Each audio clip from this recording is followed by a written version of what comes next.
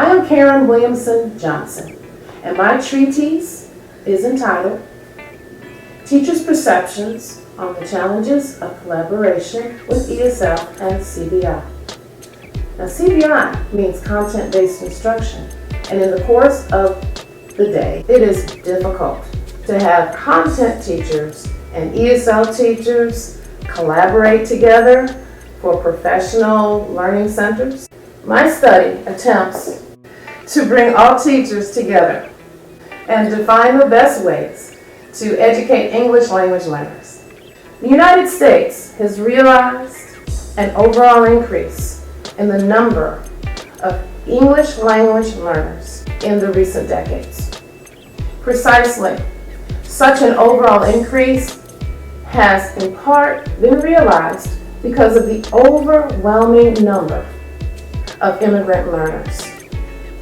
In 2017, the student population under the ELS program, ELS standing for English Language Learners, has gone up during the fall season compared to 2000 fall season. According to the National Center of Education Statistics in 2016, the percentage of the public school students in the United States who are English language learners, it increased from 2011 through 2012.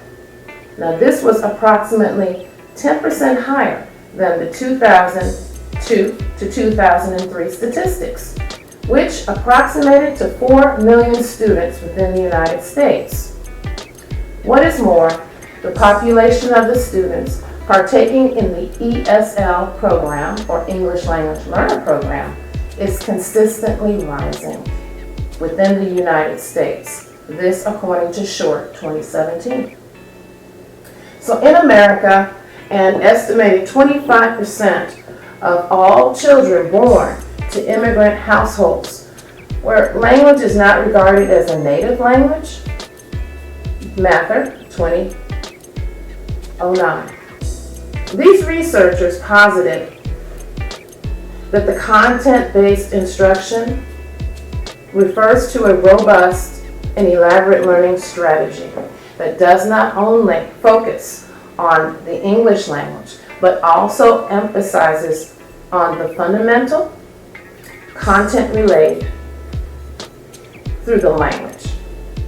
So this implies that the language plays an intermediary role in the transmission, after which the content is related to the learners.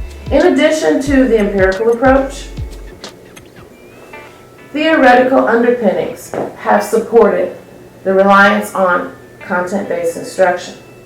For instance, reliance on a specific language in a relay concert plays a remarkable role in eliciting intrinsic motivation. Advancements in the thinking, as well as in critical skills, is instrumental in obtaining overall language. Improvement in the tandem with mastery of concepts, as well as skills in CBI, content-based instruction.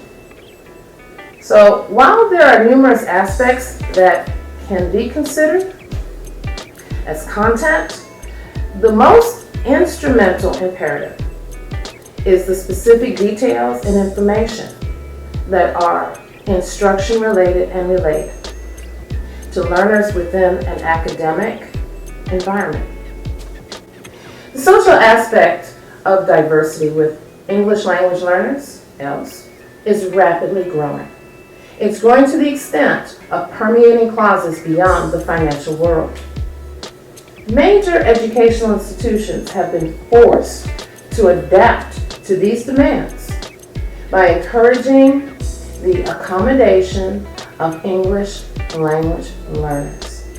So the National Center for Educational Statistics, they affirmed this by the revelation of more than 40,000 new English language learning students. And this happened between 2014 and 2016.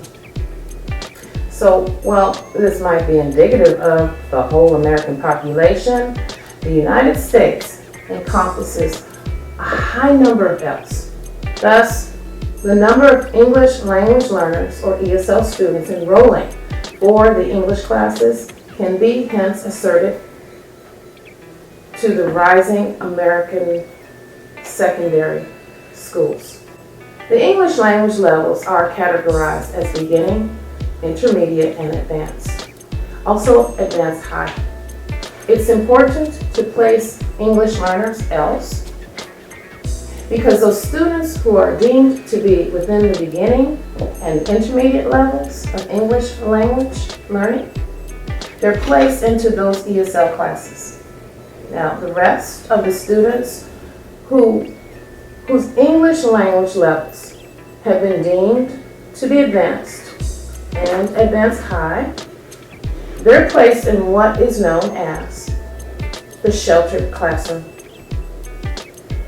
Now, these sheltered classes, they're taught by the core subject area teachers who are both ESL certified and certified in their core area subjects.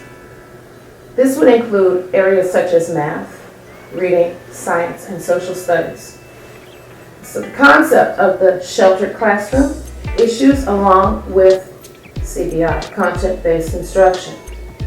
Key proponents of the CBI approach often base their validity on the psychological assertion of students quickly understanding thematically organized content.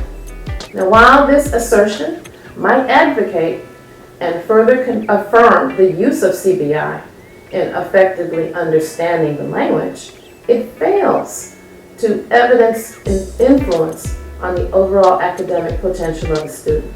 The primary objective of this section is to expound upon the use of the grounded theory as a procedural approach, while still using qualitative research to obtain the answers to the 3 research questions for this study. To find the answers that will be extracted from ESL teachers and the answers to semi-structured interview questions, as well as a focus group of ESL teachers with the goal of discovering a unified theme and hopefully a positive teacher attitudinal approach regarding the use of CBI methods, exercised by the ESL and the content teachers. So here are my 3 questions. Number 1, what forms of collaboration exist between general education core subject sheltered teachers and the English language arts beginning and intermediate ESL teachers? Question number 1.